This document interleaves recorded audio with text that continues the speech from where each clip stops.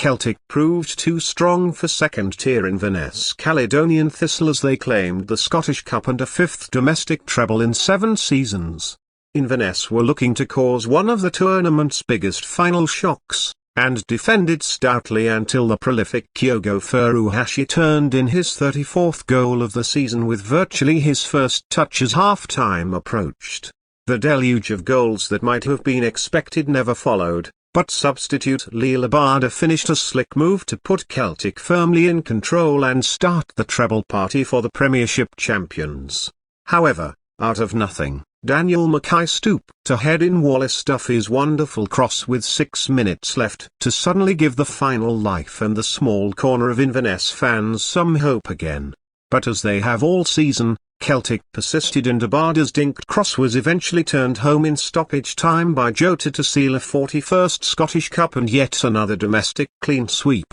Manager Ange has now won 5 of the 6 domestic trophies available since joining the club in the summer of 2021, but the question is whether the Australian will be around for more amid links to the Tottenham job. Regardless, he has achieved what he was brought in to do: restore Celtic as the Scottish football's dominant force, and he has done so in emphatic fashion, also becoming the manager to take the club past their great rivals Rangers on to 8 trebles won. It was far from a vintage performance from Celtic, though, at a sun-soaked and mostly green and white Hampton. Inverness, who finished 6th in the Championship and had not played a game for nearly a month, were well drilled by manager Billy Dodds and gave precious few chances to an uncharacteristically sluggish Celtic. But Kyogo has shown all season he only needs one sight of goal, and the Japanese striker tucked the ball into the top corner from Matt O'Reilly's cross for his 5th cup final goal in a Celtic jersey.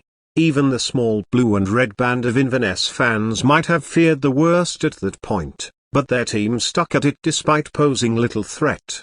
Celtic looked home and hosed by the 65th minute when Abada tapped in Callum McGregor's cross to make it 2-0, which allowed the club's fans to party in the sunshine on Glasgow's south side. But from nowhere, Duffy surged down Celtic's right-hand side and picked out a diving MacKay and set up an exciting finish. But Celtic celebrations were only on hold for 6 minutes. Jota went tearing off to celebrate with the delirious fans after taking one touch before burying Abada's cross to seal the win. Mission accomplished for Postecoglou and Celtic, even if it was less emphatic than many expected. Their fans, who are living through an era of dominance, will not care. Postecoglou has now won everything in Scottish football, taking Celtic from 25 points behind Rangers when he arrived to back-to-back champions and now treble winners, while bringing an effervescent style of play. Just before Celtic lifted the trophy, fans sang in tribute to their totemic manager, in another plea to show just how much he is loved in Glasgow's East End. The Aussie took it all in quietly, soaking in the atmosphere and applauding, before getting a massive cheers when he hoisted the trophy. Who knows what's going through his head? He has expertly avoided saying whether he will be at the club next season or not amid persistent links to Spurs. Whether he goes or not, his time at Celtic will be revered. As for Inverness, they gave it absolutely everything and unsurprisingly fell just short. Not playing competitively for a month before the final was hardly ideal preparation, but they looked as though they had been coached brilliantly in the interim to frustrate Celtic in the first half. They deserved their goal at the end for sheer effort and resilience, and it made for a frantic final few minutes. Dodds and his team can walk away with their heads held high.